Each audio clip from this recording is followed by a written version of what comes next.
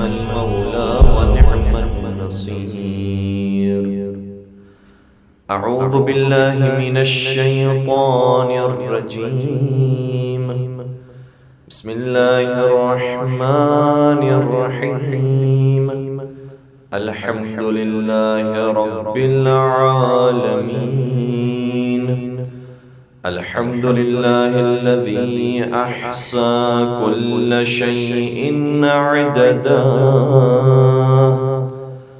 وجعل لكل شيء أمدا وقدر كل شيء تقديرا. ثم الصلاة والسلام على النبي الأمي العربي القرشي الهاشمي المكي المدني الأبتحي التهامي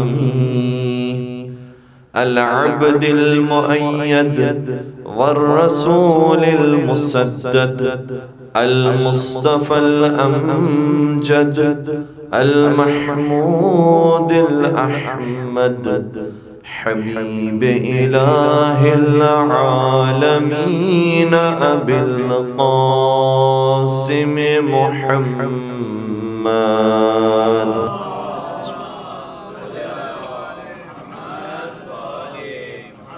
وعلى أهل بيته الطيبين الطاهرين المعصومين المظلومين الذين أذهب الله عنهم الرجس وطهرهم تطهيرا.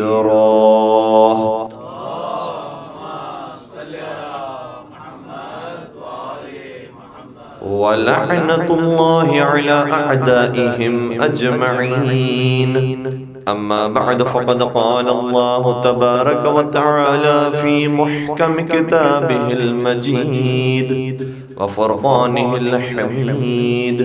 بسم الله الرحمن الرحيم. إنا أعطيناك الكوثر فصل لربك وانحر إن شانئك هو الأبتر. درود پڑھ دیجئے محمد و آل محمد.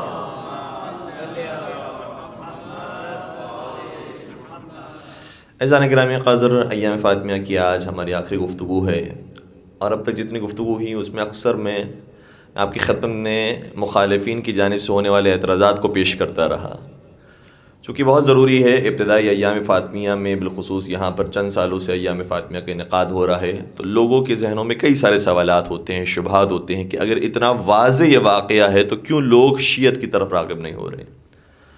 تو چند ایک کو آپ کی خدمت بیان کرنے کی کوشش کی، اور حقیقت میں اگر لوگ شیعت کی طرف راغب نہیں ہو رہے، حالانکہ ایسی بات بھی نہیں ہے، کیونکہ ہر سال ایام فاطمیہ کی وجہ سے، عزاداری سید الشہداء کی وجہ سے کئی سارے لوگ شیعہ ہو رہے ہیں، لیکن اگر اس کی رفتار تھوڑی سی کم ہے، ایک تو یہ کہ ہماری کوتاہیاں بھی ہیں، بہت ساری باتیں ہمیں خود نہیں معلوم، دوسری بات یہ ہے کہ کئی ساری چیزیں ان کے بزرگوں نے اسے چھپا کے رکھی ہے، اور یہ ظاہر کیا ہے کہ جیسے یہ شیعوں کی بنائی ہوئی کہانیاں ہیں، شیعوں کی گڑی ہوئی روایتیں ہیں، ان کا ہماری کتابوں سے کوئی تعلق نہیں ہے، جبکہ ہم نے آپ کی خدمت بیان کرنے کی کوشش کی کہ ان کی مستند ترین کتابوں کے اندر یہ سارے واقعات پائے جاتے ہیں. آج کی گفتگو کا رنگ تھوڑا سا مختلف ہے، اور اس کی وجہ یہ ہے جو علامہ امینی نے بھی شکوہ کیا، جن کا کل ہماری گفتگو کے اندر تذکرہ بھی آیا. علامہ امینی نے بھی ایک شکایتی جملہ کہا کہ قیامت کے میدان میں ان سب کی گردن پکڑوں گا کہ جن کی وجہ سے میری زندگی کے 20 سال ضائع ہو گئے. 20 سال کس میں ضائع ہوئے؟ کہا کہ کتاب الغدیر لکھنے میں. کیوں؟ کیونکہ میں نے الغدیر میں یہ ثابت کیا ہے کہ علی حق پر ہیں. میں 20 سال تک زحمت اٹھاتا رہا، 22 جلدیں کتاب لکھی، سینکڑوں کتابیں پڑھ ڈالی، ہزاروں کے قریب کتابیں پڑھ ڈالی. ان سب کا مقصد یہ تھا کہ میں ثابت کروں کہ علی حق پر ہیں، علی پہلے امام ہیں. کاش یہ پہلے ہی سے مانتے ہوتے کہ علی پہلے امام ہیں، علی حق پر ہیں، تو مجھے یہ ثابت کرنے کی ضرورت نہیں پڑتی، پھر میں علی کی زندگی اور علی کی سیرت ان کے سامنے بیان کرتا. کہ علی نے زندگی کیسے گزاری ہے، علی کی نہج البلاغہ کے جملات کی شرح کیا ہے، ان کے معارف کیا ہیں، تو علوم آل محمد کو بیان کر رہا ہوتا، لیکن میں مجبور ہو گیا کہ پہلے ثابت کروں کہ آل محمد ہی حق پر ہیں. مجھے ثابت کرنے میں میری زندگی صرف ہو گئی. انشاءاللہ انہوں نے جو کام انجام دیا ہے پروردگار انہیں ان کا بہترین اجر و ثواب عطا فرمائے. اور انہی کی زندگی کا ایک واقعہ یہ بھی ہے کہ کسی اہل سنت برادر نے آ کر ان سے پہلے دوستی اختیار کی، اور اس کے بعد انہوں نے کہا کہ جیسی کتاب تم نے علی کے بارے میں لکھی ہے ویسی اگر ہمارے بزرگ کے بارے میں لکھی ہوتی تو ہم تمہیں مالا مال کر دیتے. شیعوں کے تم نے اتنے بڑے رہنما کے بارے میں کتاب لکھ دی، کوئی تمہیں پوچھنے والا بھی نہیں ہے، کوئی تمہارا تذکرہ کرنے والا بھی نہیں ہے، کوئی تمہیں یاد کرنے والا بھی نہیں، کوئی تمہاری قدردانی کرنے والا بھی نہیں ہے. اگر تم نے ہمارے کسی بزرگ کے بارے میں ایسی کتاب لکھی ہوتی ہم تمہیں درہم و دینار سے تول دیتے. تو علامہ امینی نے پہلے جب اس کی بات سنی تو کہا کہ ہاں واقعی بات تو ایسی ہے کہ اگر میں نے ان کے کسی بزرگ کے بارے میں لکھی ہوتی تو میری دنیا تو سنور جاتی ہے، کون کون سے محلات ہی مجھے دے دے ہوتے ہیں، کہاں کہاں کا ویزا میرا لگ چکا ہوتا. یہاں پر ابھی یہ والی مثالیں دینی پڑیں گی. تو میری تو زندگی سنور چکی ہوتی ہے. لیکن اگلے ہی لمحے فوراً سے خیال آیا، کہنے لگے کہ تم یہ سمجھ رہے ہو کہ اس کتاب کی وجہ سے مجھے کچھ نہیں ملا ہے، ارے اسی کتاب کی وجہ سے مجھے علی مل گئے ہیں، اور علی دنیا اور آخرت سب سے بہتر ہے میرے لیے. تو سمجھ رہا ہے کہ مجھے کچھ نہیں ملا، مجھے دنیا بھی مل گئی، مجھے علی مل گئے، مجھے آخرت بھی مل گئی، مجھے علی مل گئے. درود پڑھ دیجئے گا محمد و آل محمد.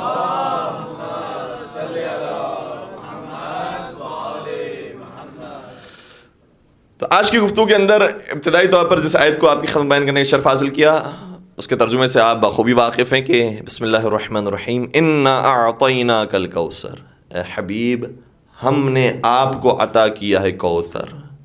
اچھا اس سورے کا مختصر ترین سورہ ہے، لیکن اس سورے کے اندر جو الفاظ استعمال ہو رہے ہیں پورے قرآن کریم میں کہیں پر بھی نہیں ہوئے ہیں. میرے ساتھ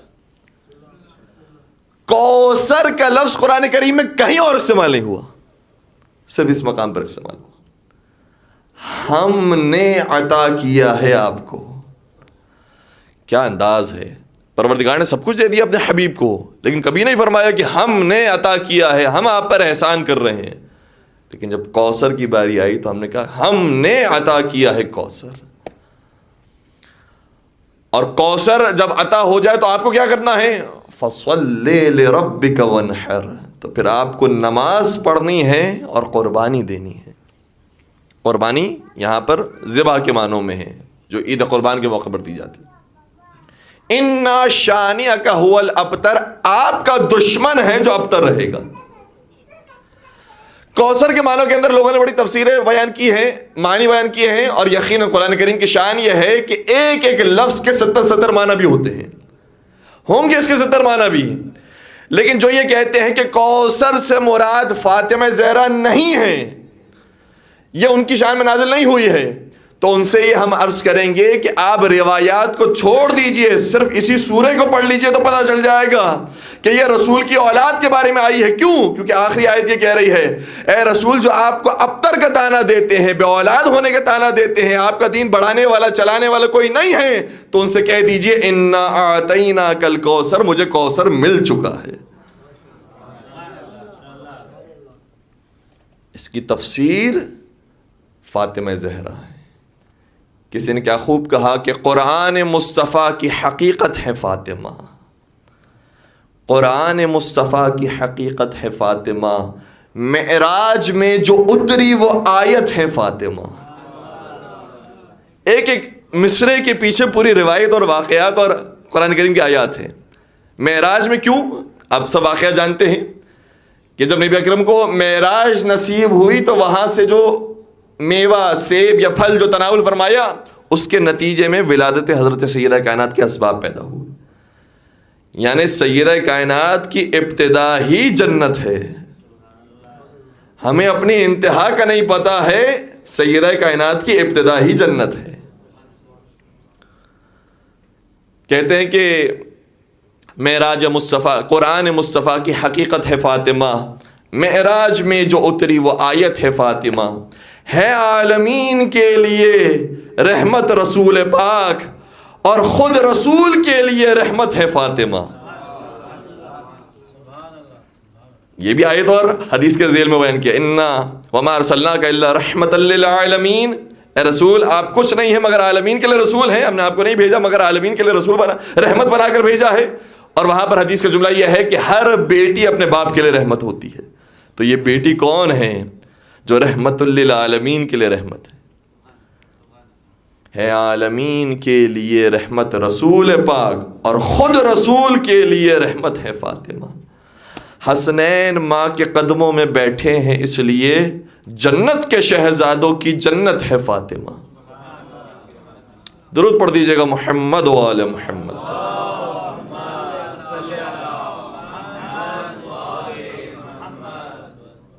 اور یہ بھی کوئی اختلافی حدیث نہیں ہے، صحیح بخاری کے جملہ یہ، الحسن والحسین سیدہ شباب اہل الجنہ، حسن و حسین جنتیوں کے سردار ہیں۔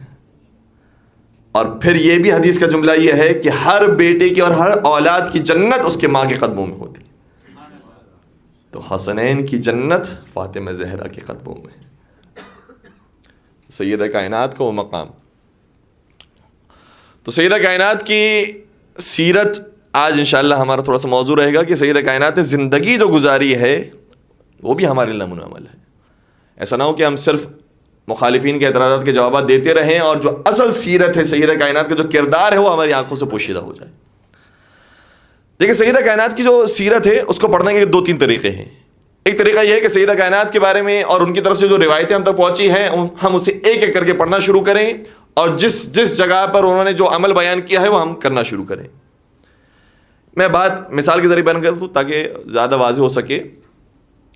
دیکھیں کچھ چیزیں ہر ائمہ کی، ہر معصومین کی سیرت کی ہمیں ایسی نظر آتی ہیں کہ جو انہوں نے ایک چیز بیان کی ہے جو ہماری زندگی کے شاید 2-3 منٹ کا عمل ہو سکتا ہے، جیسے تسبیح حضرت فاطمہ زہرا سلام اللہ علیہا۔ بی بی سے یہ تسبیح ہم تک پہنچی، ہم نے اپنی زندگی میں تسبیح کو لانا شروع کیا، تسبیح ہم پڑھتے رہے۔ یہ ہماری زندگی کا کتنا وقت لے سکتا ہے؟ 2 منٹ 3 منٹ۔ اسی طریقے سے نماز سیدہ کائنات ہے، وہ ہم نے پڑھنا شروع کی، وہ 5 سے 10 منٹ لے سکتی ہے۔ تو کچھ چیزیں ایسی ہیں جو ہم نے سیدہ کائنات سے لی ہیں جو محدود ہے ایک وقت کے لیے، یہ بھی بہت اچھی بات ہے۔ اچھی بات ہے کہ انسان ایسی سیرت کو بھی اپنائے۔ سیدہ کائنات سے وہ سیرت بھی ہم تک پہنچی ہے کہ سونے سے پہلے 5 چیزوں کو انسان انجام دے۔ کہیں کہیں روایت مختلف ہے، لیکن اس کے اندر 3 مرتبہ، ایک مرتبہ الحمد، 3 مرتبہ سورہ توحید کی تلاوت، پھر اللہم اغفر للمؤمنین والمؤمنات کی تلاوت، پھر استغفر اللہ کی تلاوت، پھر محمد و آل محمد پر درود۔ اور ابھی بھی اگر بھیجیں تو بھی کوئی مذائقہ نہیں ہے۔ صلی اللہ علیہ محمد اللہم صلی علی محمد و آل محمد یا علی۔ تو کچھ سیرت کیسا وہ ہے جو ہماری زندگی کے لیے ہے بہت مفید، لیکن وہ ہماری زندگی کے اندر 2 یا 3 منٹ کے لیے آتا ہے۔ لیکن سیدہ کائنات کی ایک زندگی کا پہلو وہ ہے جو ہمیں لائف ٹائم کی زندگی دے کر جاتا ہے، جو ہماری پوری زندگی کو تبدیل کرتا ہے۔ یعنی سیدہ کائنات کی ہم مجموعی زندگی کو دیکھیں گے تو ہمیں پتہ چل جائے گا کہ ہمیں اپنی زندگی کیسے گزارنی ہے۔ اور سیدہ کائنات کی زندگی کے اندر چند ایک نکات ہیں، ویسے تو الحمدللہ سب بزرگان ہیں مجھ سے بہتر جانتے ہیں، لیکن میں صرف اپنی یاد آوری کے لیے، اپنے نوجوانوں کے لیے عرض کر رہا ہوں۔ ایک زندگی کا ان کا پہلو یہ ہے کہ پروردگار کے سیدہ کائنات کا ہر عمل پروردگار کے لیے ہوتا تھا۔ کیوں؟ اس کی وجہ کیا ہے؟ اس کی وجہ یہ ہے کہ یہ جو زندگی ہے یہ ہمیں دی ہی اس لیے گئی ہے تاکہ دنیا کو دیکھنے کے بعد ہم پہچانیں کہ خالق دنیا کون ہے، اس میں انسان گم نہ ہو جائے۔ صحیح ہے، یہاں پر الحمدللہ موسم بڑا اچھا رہتا ہے، بارشیں ہو رہی ہوتی ہیں، ٹھنڈی ہوائیں ہیں، بہترین یہاں پر باغات اور ہر چیز موجود ہے، خوبصورت دنیا ہے۔ لیکن اگر ذرا سا، اور آج اتفاق سے میرے ساتھ ہی معاملہ ہوا، لیکن الحمدللہ آپ کی دعاؤں سے کچھ ایسا بڑا مسئلہ پیش نہیں آیا، نماز پڑھتے پڑھتے ذرا سا دل کے اندر تھوڑا سا درد ہوا، اب یہی درد اگر خدا ذرا سا اور بڑھا دے تو یہی آخری نماز ہو جائے گی. کبھی انسان ڈرائیونگ کر رہا ہے اچانک سے, اور یہ تو ایسی چیز ہے جو کہیں سے انسان ٹکرایا نہیں ہے, کچھ ہوئی نہیں ہے, ورنہ کئی دفعہ ایسا ہے ایکسیڈنٹ ہو گیا, اچانک سے موت آ گئی, تو موت کا تو کچھ بھی نہیں پتا, آگے کی زندگی میں وہی کچھ ہے جو ہم نے یہاں پر بویا ہوگا. تو سیدہ کائنات نے زندگی یہ بتائی کہ ہماری 18 برس کی زندگی ہے, لیکن ہمارا کوئی بھی عمل مرضی پروردگار کے خلاف نہیں ہے, اور ایسا میں نے عمل کر کے دکھایا ہے کہ میری عبادت کی وجہ سے خدا نے اسی دنیا کے اندر اپنی مدد نازل کی ہے. اور وہ مدد کس شکل میں آتی ہے کہ میں عبادت کے اندر مصروف ہوں تو کوئی تسبیح بھی پڑھ رہا ہوتا ہے, کوئی چکی بھی چلا رہا ہوتا ہے, کوئی جھولا بھی جھلا رہا ہوتا ہے. اور یہ بھی روایت کا جملہ ہے جو دیکھ کر آپ کی خدمت بیان کر رہا ہوں, گرچہ ہماری کتاب کی روایت ہے اور 1000 سے پہلے کی لکھی ہوئی کتاب شیخ مفید علیہ رحمہ کی کتاب, اس کا جملہ یہ ہے, اور یہ ایک راوی نہیں, جناب سلمان نے یہی واقعہ دیکھا, اسامہ بن زید نے یہی واقعہ دیکھا, جناب ام ایمن نے یہی واقعہ دیکھا. سیدہ کائنات کے گھر پر جب یہ تشریف لے گئے, کیا دیکھا کہ سیدہ کائنات بعض روایتوں کے مطابق عبادت میں مشغول تھی, بعض روایتوں کے مطابق آرام فرما رہی تھی. اگر آرام بھی فرما رہی تھی تو کیا دیکھا ام ایمن نے کہ برابر میں تسبیح خود بخود چل رہی ہے. حسین کا جھولا خود بخود جھول رہا ہے, اور چکی بھی خود بخود چل رہی ہے.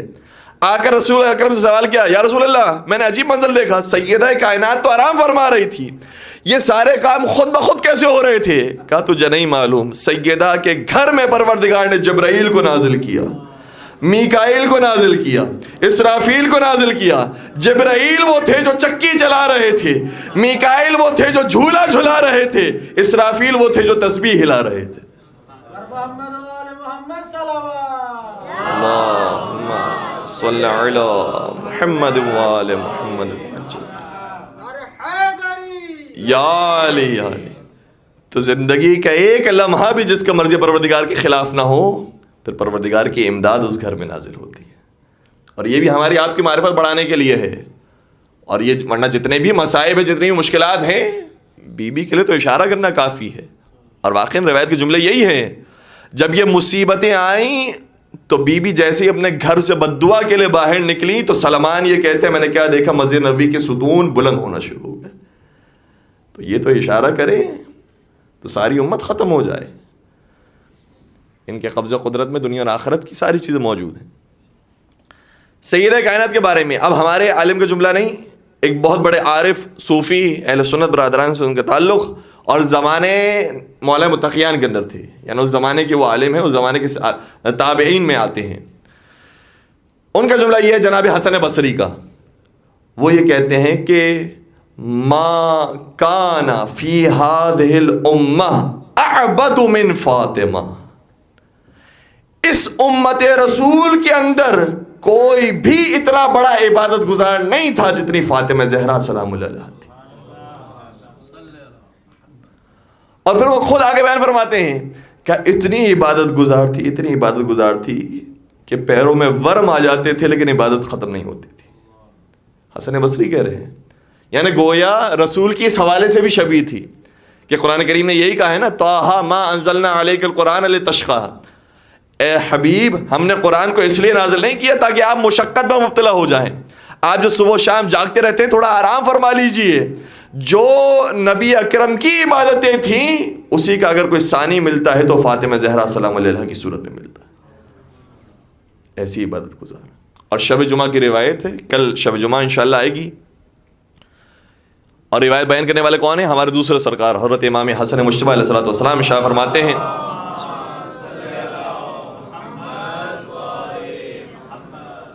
کہ میں نے اپنی مادر گرامی کو دیکھا شب جمعہ انہوں نے مصلی عبادت بچھایا, ساری رات وہ نمازیں پڑھتی نہیں اور میں ان کی آواز کو سنتا رہا. جب نماز سے فارغ ہو گئی تو دوسروں کے لیے دعائیں کی. اب یہاں پر ایک اہم نقطہ ہے جو ہم سب کے لیے ہے, جب دوسروں کے لیے دعائیں کی تو ایک ایک کا نام لے لے کر دعا کی.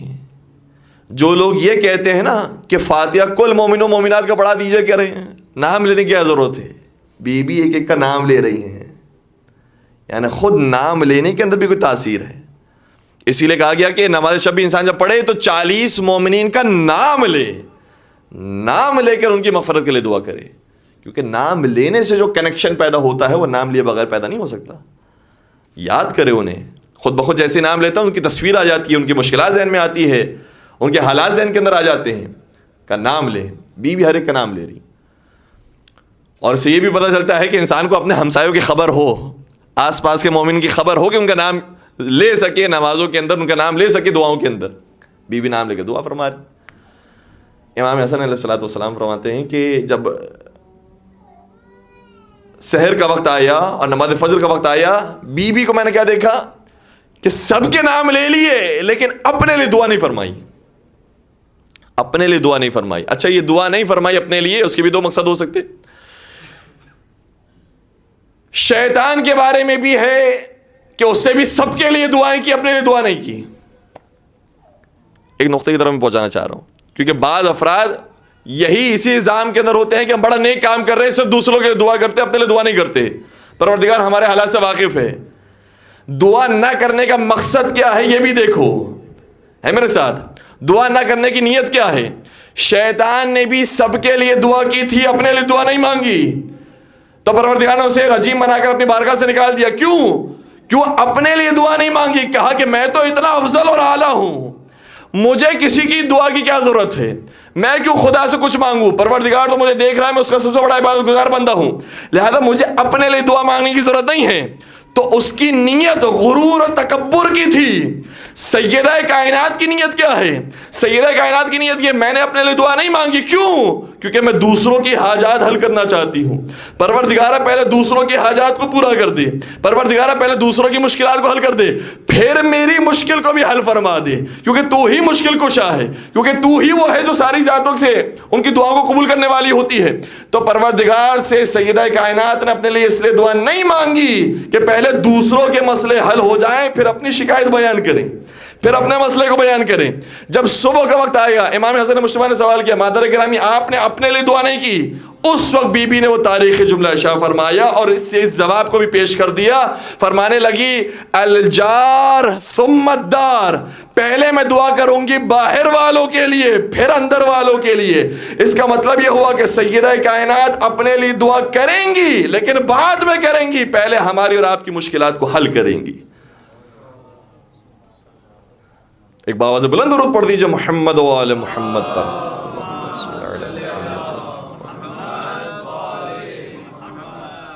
تو سیدہ کائنات نے اپنے لیے دعا مانگی ہے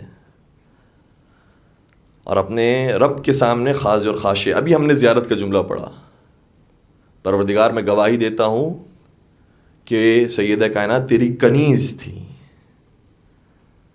یہ کتنا بڑا اعزاز ہے. کنیز کیوں کہا؟ کیونکہ ہم انہی کے بابا کے بارے میں ہر نماز کے اندر کہتے ہیں اشہد ان محمدن عبدہ و رسولہ. سیدہ پروردگار کی کنیز ہیں اور سیدہ کے بابا خدا کے غلام ہیں. مشکل تو نہیں ہو رہی باتیں؟ بات پہنچ رہی ہے؟ یہ تو ہم روزانہ پڑھتے ہیں اشہد ان محمدن عبدہ و رسولہ, کہ محمد پروردگار کے پہلے عبد ہیں, بندے ہیں. جو عبد پروردگار ہے وہ نبی اکرم کی ذات ہے, اور جو کنیز پروردگار ہے وہ فاطمہ زہرا سلام اللہ کی ذات ہے. ساری زندگی پروردگار کی کنیزی میں گزاری. جانتے ہیں کہ اس پوری دنیا کے اندر جو اصل ذات ہے وہ پروردگار کی ذات ہے. یہ سب سے اہم درس ہے جو سیدہ کائنات کی سیرت سے ملتا ہے.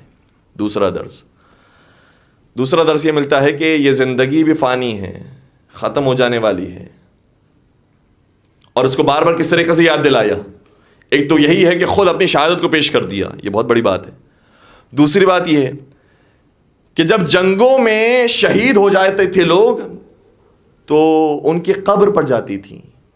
روایت کا جملہ یہ ہے کہ بی بی 2 مرتبہ ہفتے میں شہداء کی قبروں پر جاتی تھی. لیکن عام مرحومین کی قبروں پر نہیں, شہداء کی قبروں پر, کیونکہ انہوں نے رائے خدا میں جان دی ہے. شہداء کو اس طریقے سے یاد رکھا. ہفتے میں 2 مرتبہ جاتی تھی. اور عجیب بات تو یہ ہو گئی, بعض برادران اہل سنت ہم سے یہ کہتے ہیں, اور ان کے یہاں یہ فقہ کے اندر یہ فتویٰ موجود ہے کہ خواتین کو قبرستان میں نہیں جانا چاہیے. اب میں جو آپ کی خدمت میں روایت بیان کر رہا ہوں وہ اہل سنت کتاب سے. حاکم نشاپوری نے اپنی کتاب المستدرک علی الصحیحین کے اندر یہ روایت لکھی، سنن بیہقی میں یہ روایت پائی جاتی ہے، اور یہ دونوں بڑی معتبر کتاب ہیں۔ روایت کا جملہ یہ ہے کہ ان فاطمہ بنت النبی کانت تزور قبر عمها حمزہ، سیدہ کائنات بار بار اپنے چچا حمزہ کی قبر پر جایا کرتی تھی۔ ارے اگر کوئی ایک عمل کسی صحابی سے روایت میں نظر آ جائے تو تم اپنا فتویٰ تبدیل کر دیتے ہو، یہاں پر عمل کسی صحابی سے نہیں بنت رسول سے دکھائی دے رہا ہے کہ بنت رسول بار بار جایا کرتی تھی قبر حمزہ پر، اور جو لوگ جا چکے قبر حمزہ پر انہوں نے تو میری بات کو لے لیا، جو نہیں جا چکے میں ان کے سامنے نقشہ بھی بیان کر دوں کہ جناب حمزہ کی قبر ایسا نہیں کہ ایک کونے پر موجود ہے، وہاں پورا قبرستان شہداء احد ہے، یعنی بی بی قبرستان جایا کرتی تھی، اور قبرستان جانے کے بعد روایت ہی کا جملہ آگے یہ ہے کہ بی بی وہاں پر جا کر گریہ فرماتی تھی، گریہ فرماتی تھی۔ اس کا مطلب یہ ہوا کہ شہداء پر رونا بدعت نہیں ہے، سنت بنت نبی ہے۔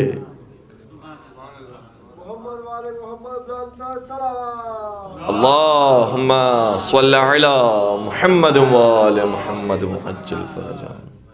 تو سیدہ کائنات نے شہداء کو اس طریقے سے یاد رکھا ہے، بار بار جایا کرتی تھی۔ اور یہ بھی پھر اہل سنت عالم دین کا جملہ ہے، یہ بھی بہت پرانی کتاب، 1000 سال پہلے کی کتاب ہے۔ ابن شبہ نمیری نے اپنی کتاب تاریخ المدینہ المنورہ کے اندر یہ لکھا کہ بی بی جب جاتی تھی قبر حمزہ پر تو ترمہ و تصلحہ، روایت کا مطلب یہ ہے کہ بی بی جب قبر حمزہ پر پہنچتی تھی تو اس کی مرمت فرماتی تھی، بہتر کرتی تھی اس قبر کو اور اس کی اصلاح کرتی تھی۔ اس کا مطلب یہ ہوا کہ قبروں پر جانا بھی سنت ہے اور قبروں کو بنانا بھی سنت ہے۔ یہ ہماری کتاب نہیں ہے، برادران کی کتاب ہے، اور بہت قدیمی کتاب ہے، اس کے اندر یہ ساری روایت موجود ہیں۔ تو بی بی جایا کرتی تھی، اس طریقے سے یاد شہداء کو باقی رکھا۔ اور پھر اسی طریقے سے وہ روایت بھی آپ کے ذہن میں یقین موجود ہوگی، میں بہت تفصیل سے بیان نہیں کرنا چاہ رہا، یقین آپ کی سنی ہوئی روایت ہوگی۔ بی بی کی تسبیح تو پوری دنیا میں معروف ہے، یعنی حتیٰ کوئی بھی مکتب فکر ہو ہر ایک جانتا ہے کہ تسبیح اگر ہے تو تسبیح حضرت فاطمہ زہرا سلام علیہا کے نام سے۔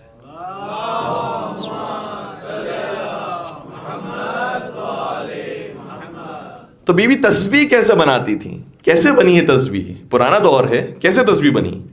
روایت کا جملہ یہ ہے کہ بی بی نے ایک پشمی دھاگے سے، ایک اون کے دھاگے سے تسبیح بنائی تھی اور ہر دانے کے لیے گرہ لگاتی تھی۔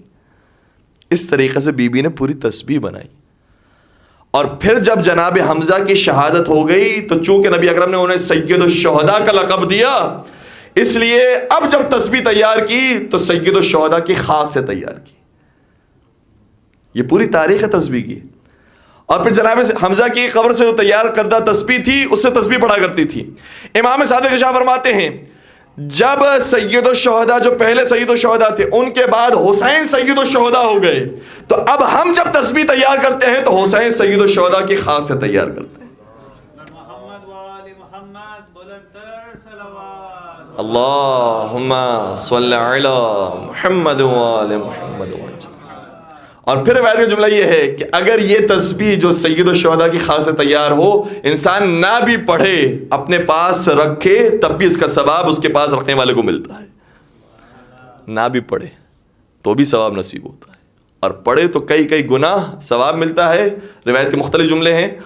ایک بات یہ بھی ہے کہ جب انسان کے پاس تسبیح موجود ہو اور اس تسبیح سے تلاوت کر رہا ہو تو یہ تسبیح کا ثواب عرش اعلیٰ تک پہنچتا ہے اور سارے حجابات کو چاک کر دیتا ہے، یعنی کسی جن اور کسی ملک کے اندر یہ جرت نہیں ہے کہ اس کے ثواب کو روک سکے، یہ عرش تک پہنچتی ہے۔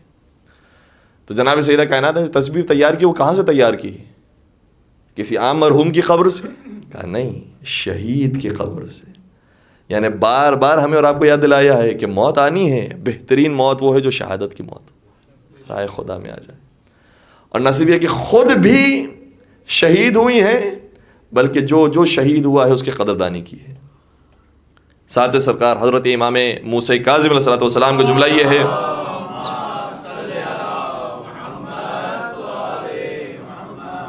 بعض اس زمانے کے اندر اس شش و پنج کے اندر مبتلا تھے کہ سیدہ کائنات شہید ہوئی بھی ہیں یا نہیں ہوئی، اس معاملے کو ساتھ سرکار نے حل فرما دیا. فرمایا ان فاطمہ صدیقۃ شہیدہ، ہماری مادر گرامی فاطمہ زہرا صدیقہ بھی تھیں اور شہیدہ بھی تھیں. کوئی اور کسی اور کو صدیقہ نہ کہے، بی بی سر صدیقہ تھی. اور چھڑے سرکار کو دیکھو عجیب جملہ ہے، شاہ فرماتے ہیں ہی الصدیقۃ الکبریٰ، نہ یہ کہ معمولی صدیقہ تھی، صدیقاؤں کے اندر بھی سب سے بڑی صدیقہ. اور پھر آگے شاہ فرماتے ہیں وَعَلَى مَعْرِفَتِهَا دَارَتِ الْقُرُونُ الْأُولَى، اور ان کی معرفت پر تمام انبیاء آ کر اپنے زمانے کے حالات بیان کرتے تھے اور لوگوں کی ہدایت کرتے تھے. وَعَلَى مَعْرِفَتِهَا، ان کی معرفت کے اوپر تمام انبیاء اگر چلا کرتے تھے تو ان کی معرفت کے صدقے میں. وہ بی بی کی زندگی تھی. اور خود ہمارے آپ کے زمانے کے امام حضرت امام مہدی عجل اللہ تعالی فرج الشریف یہ بیان فرماتے ہیں فی ابنت رسول اللہ لی اسوۃ حسنہ، بنت رسول کی زندگی میں کس کے لیے نمونہ عمل ہے؟ فرمایا خود میرے لیے نمونہ عمل ہے. صرف غیر معصوموں کے لیے نہیں، معصومین کے لیے بھی اگر کوئی زندگی نمونہ عمل ہے تو سیدہ کائنات کی زندگی ہے. بس عزیزو، یہ چند باتیں میں نے آپ کی خدمت بیان کی، اور ساتھ ساتھ ایک اور آخری نقطے کو پھر میں آپ سے التماس دعا کہوں گا. آج کی آخری گفتگو ہے.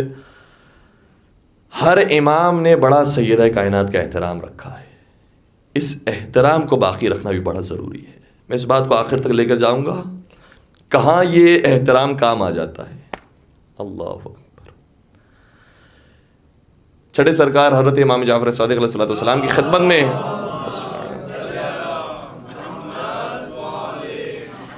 ایک صحابی آیا جس کا نام سکونی ہے.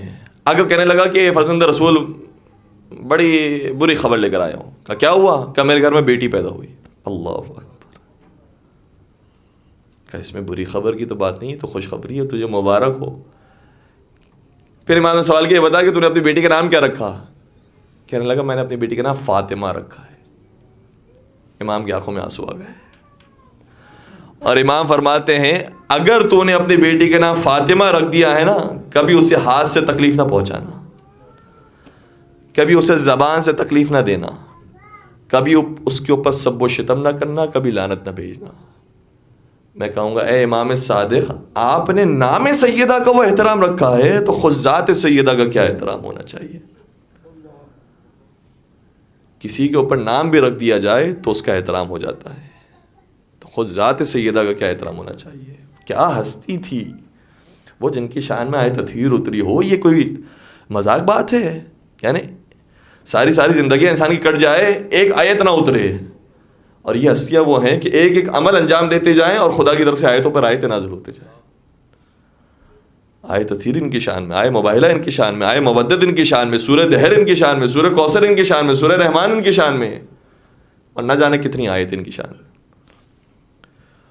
اور امام باقر کے بارے میں ملتا ہے جب کبھی بخار کی کیفیت میں، شدید بخار کی کیفیت اپنے اندر محسوس کرتے تھے، ایک پانی کا جام پیتے تھے اور پھر کہتے تھے یا فاطمہ یا فاطمہ. کیوں کہتے تھے؟ کہتے ہیں کہ جب میں کہتا ہوں یا فاطمہ میرے درد کی شدت کم ہو جاتی ہے. ہر امام نے بڑے احترام سے سیدہ کائنات کا نام لیا ہے، محبت سکھائی ہے، احترام سکھایا ہے ہمیں. نوے سرکار جب زیارت پر جاتے ہیں، مدینہ کے اندر یا موجود ہیں، قبر رسول کی زیارت کرتے تھے. قبر رسول کے ساتھ ہی جو گھر موجود ہے وہ خانہ بطول ہے. روایت کا جملہ یہ ہے کہ جب اپنی مادر گرامی کے گھر میں داخل ہوتے تھے، لیکن ماں ہے نا، اور یہ تو معصوم ہستیاں ہیں، گھر میں داخل ہونے میں کیا مذائقہ ہے، لیکن جب گھر میں داخل ہوتے تھے تو احترام خانہ سیدہ یہ ہوتا تھا کہ اپنی نالین کو باہر اتارتے تھے اور پھر سیدہ کائنات کے گھر میں داخل ہوتے تھے، 2 رکعت نماز پڑھتے تھے. یہ نوے اماموں میں احترام سکھا رہے جو خود امام معصوم ہیں. سیدہ کائنات کا بہت احترام رکھنا، یہ معمولی ہستی نہیں ہے. 8ویں سرکار کی بارگاہ میں ایک مومن آیا. دیکھیں اب تو میں آپ کی خدمت میں ابھی کا واقعہ بیان کر رہا ہوں. مشہد گیا زیارت کرنے کے لیے، بڑا گنہگار تھا. خود کہتا ہے کہ بڑی معصیت کی تھی، مجھے تو یہ ڈر تھا کہ امام رضا مجھے اپنے بارگاہ سے دھتکار نہ دیں. جا رہا تھا زری کے قریب، اچانک کیا دیکھا کہ علامہ طباطبائی نظر آئے، تفسیر المیزان کے مؤلف. کہنے لگا علامہ میں جا رہا ہوں امام کی بارگاہ میں, مجھے ڈر یہ ہے کہ امام مجھے دھتکار نہ دیں. علامہ کوئی مجھے دعا بتائیں, کوئی حل بتائیں, میں کیا کروں, کس طرح سے کیا لے کر جاؤں امام رضا کی بارگاہ میں. کہ اگر تجھے یہ محسوس ہوتا ہے کہ امام رضا تجھے دھتکار دیں گے تو تجھے ایک دعا بتاتا ہوں, تو ان کی ماں فاطمہ زہرا کا نام ان کے پاس جا کر لے. مجھے یقین ہے جیسے ہی اپنی مادر گرامی کے نام سنیں گے تجھے دھتکار نہیں سکیں گے. کہتے ہیں میں نے یہی کیا, میں گیا زری کے پاس, جیسے میں نے کہا یا فاطمہ الزہرا, میرے خود بخود آنکھوں سے آنسو جاری ہو گئے. مجھے یقین ہو گیا امام رضا نے مجھے قبول کر لیا. یہ بی بی کا احترام ائمہ علیہم السلام نے سکھایا. روایت کے جملے یہ ہے, قیامت کے میدان ہوگا, آواز دی جائے گی. کئی ساری روایتیں قیامت کے اعتبار سے, لیکن ایک روایت کا جملہ یہ ہے, منادی آواز دے گا ایھا المحبون لفاطمہ, کہاں ہے وہ لوگ جو فاطمہ زہرا سے محبت کرتے تھے, آ جائیں چادر سیدہ کو پکڑ لے. روایت کا جملہ ہے, چادر سیدہ کو پکڑ لے, اور جو چادر سیدہ کو تھام لے بس خدا کی امان میں آ گیا, جہنم سے محفوظ ہو گیا. روایت کا دوسرا جملہ یہ ہے کہ کچھ لوگ میدان محشر میں ایسے ہوں گے کہ جن کا ایک نام پڑ جائے گا, اس گروہ کو کہا جائے گا یہ گروہ فاطمیون کا گروہ ہے, یہ فاطمہ کے چاہنے والوں کا گروہ ہے. ان سے پوچھ گچھ نہیں ہوگی, انہیں جنت میں داخل کیا جائے گا. پروردگارا, ہم نے ایام فاطمیہ میں کچھ مجالس برپا کی ہیں, تیرے اس کنیز کے محبت میں آ کر, سیدہ کائنات کی محبت میں آ کر, پروردگارا ہماری ان کاوشوں کو اپنی بارگاہ میں قبول فرما. پروردگارا جو یہاں پر تشریف لائے ہیں اور انہوں نے مجالس سیدہ کو سنا ہے, سیدہ کے مصائب پر گریہ کیا ہے, پروردگارا انہیں سیدہ کے مصائب پر رونے کے صدقے میں جنت نصیب فرما. سیدہ کائنات کے جوار کے اندر جگہ عطا فرما. پروردگارا اسی طریقے سے ہماری نسلوں کے اندر بھی سیدہ کائنات کی محبت جاری و ساری فرما. روایت کی جملہ یہ بھی ہے قیامت کے بارے میں کہ جیسے ہی سیدہ کائنات آئیں گی آواز آئے گی غضوا ابصارکم, غضوا ابصارکم, اے اہل محشر اپنی آنکھوں کو جھکا لو. اب بنت رسول آ رہی ہے. نہ یہ جملہ مریم سلام اللہ علیہا کے بارے میں آیا, نہ جناب آسیہ کے بارے میں آیا, نہ جناب خدیجہ کے بارے میں آیا. یہ جملہ اگر آیا ہے تو صرف فاطمہ زہرا کے بارے میں. اب بی بی محشر میں داخل ہو رہی ہے, اپنی آنکھوں کو جھکا لو. اور بعض روایتوں کے اندر تفصیل کے ساتھ آیا, اے آدم تم بھی اپنی آنکھوں کو چھپاؤ, اے نوح تم بھی اپنی آنکھوں کو چھپاؤ, اے ابراہیم اور اسماعیل اپنی آنکھوں کو جھکا لو. اب فاطمہ زہرا داخل ہو رہی ہیں. اور پھر روایت کے مختلف جملے ہیں. ایک جملہ یہ ہے روایت کا, جب آئیں گی بی بی تو نبی اکرم علی مرتضیٰ سے مخاطب ہو کر فرمائیں گے, اے علی ذرا معلوم تو کرو میری بیٹی میری امت کی شفاعت کے لیے کیا لائی ہیں. یعنی یہ گھرانہ ایسا ہے جسے اپنی شفاعت نہیں کرنی, پہلے اپنی امت کی شفاعت کرنی. کیا لائی ہیں؟ تو سیدہ کائنات مختلف چیزیں ہیں جو دکھائیں گی. ان میں سے ایک چیز کیا ہے, فرمانے لگیں گی کفانا لاجل ھذا المقام الیدان المقطوعتان من ابنی العباس. میرے پاپا سے جا کر کہہ دینا آپ کی امت کی شفاعت کے لیے میرے بیٹے عباس کے 2 کٹے بازو ہی کافی ہے.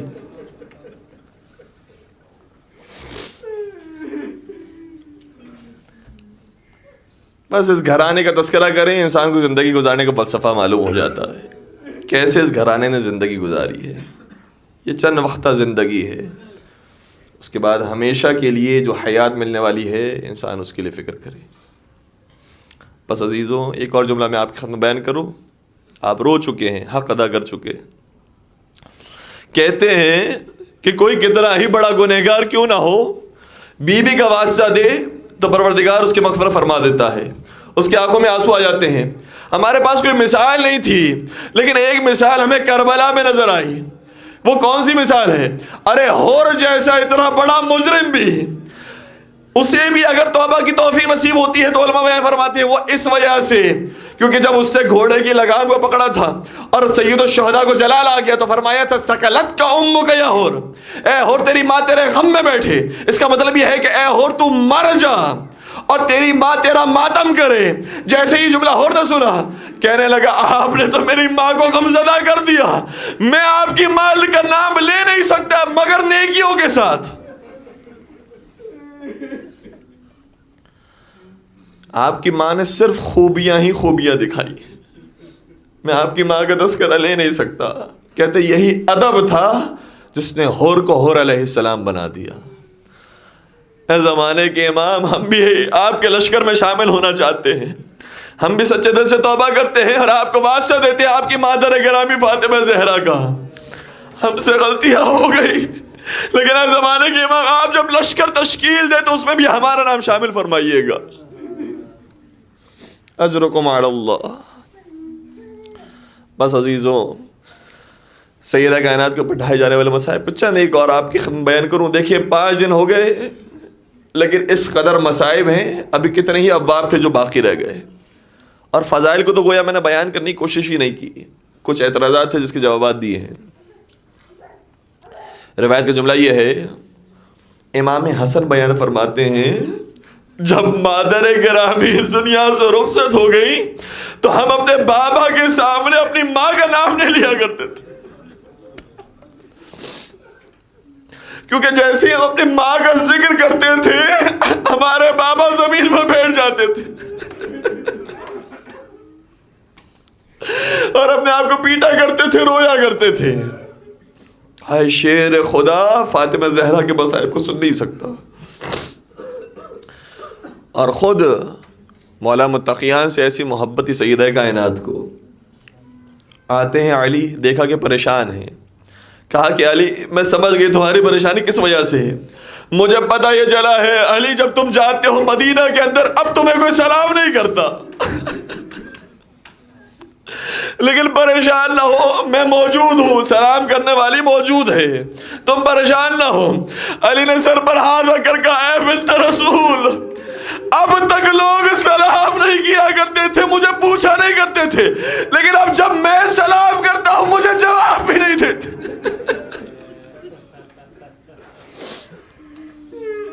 اجرکم علی اللہ. سیدہ کائنات کی بڑی محبت تھی نبی مولا متقیان سے. اور پھر جتنے بھی مصائب ڈھائے گئے ہیں، آخری وقت کی یہ روایت ہے، جناب ام سلمہ کہتی ہیں کہ جب بنت رسول اپنے گھر سے باہر تشریف نہیں لا پاتی تھی تو ایک مرتبہ میں ان کی عیادت کے لیے گئی. میں نے سوال کیا بنت رسول آپ کا غم کس وجہ سے ہے، آپ کا گریہ کس وجہ سے ہے، کیا اپنی وجہ سے ہے؟ بی بی فرمانے لگی فقد النبی وظلم الوصی، میرا غم میری وجہ سے نہیں ہے، میرا غم 2 وجہ سے ہے. ایک یہ کہ بابا رخصت ہو گئے اور دوسرا غم یہ ہے کہ ان کے وصی پر ظلم کیا گیا، گردن میں رسی باندھی گئی. میں علی کی گردن میں رسی برداشت نہیں کر سکتی، میں کہوں گا اے زہرا مرضیہ آج ایک علی کی گردن میں رسی ہے، کربلا میں آ کر دیکھے دوسرا علی نہ صرف یہ کہ ایک جگہ سے دوسری جگہ بلکہ ایک شہر سے دوسرے شہر تک رسیوں میں پھیلایا. اجرکم علی اللہ. حضرت فاطمہ زہرا کے مصائب کم نہیں ہیں. اے سیدہ کائنات، آپ کے لیے یہی بہت بڑی مصیبت تھی کہ آپ کو دربار میں جانا پڑا، لیکن آپ دربار میں گئی ہیں تو روایت یہ کہتی ہے کہ جب واپس آئی تو کمر خم ہو چکی تھی، بال سفید ہو چکے تھے. لیکن میں کہوں گا اے بی بی جب آپ دربار سے آئی تھی تو بچے آپ کے سلامت تھے، لیکن ایک ہستی وہ ہے جب وہ دربار میں گئے ایک ننھی لہد کو وہیں پر چھوڑ کر آئے، کچھ اپنی نشانیاں وہیں پر چھوڑ کر آئے. اسی لیے سید سجاد مدینہ میں اگر یاد کرتے تھے تو کہتے تھے الشام الشام الشام. ہائے ہم پر شام میں وہ مصیبتیں ڈھائی گئی جو کہیں پر نہ ڈھائی گئی. سیدہ دربار میں گئی تھی تو پردہ محفوظ تھا، سیدہ کی بیٹیاں دربار میں گئی تو بے مغنا ہو چادر گئی.